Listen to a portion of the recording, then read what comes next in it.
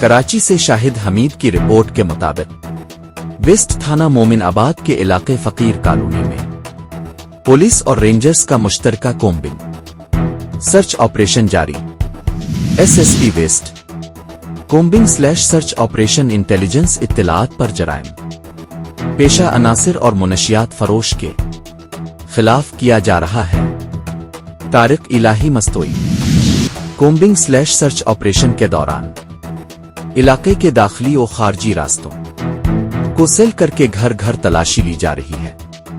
Biometric तलाश device की मदद से मुश्तबा अशखास की वेरिफिकेशन/तस्दीक का अमल जारी है, जबकि गैर मुल्कियों का रिकॉर्ड भी हासिल किया जा रहा है।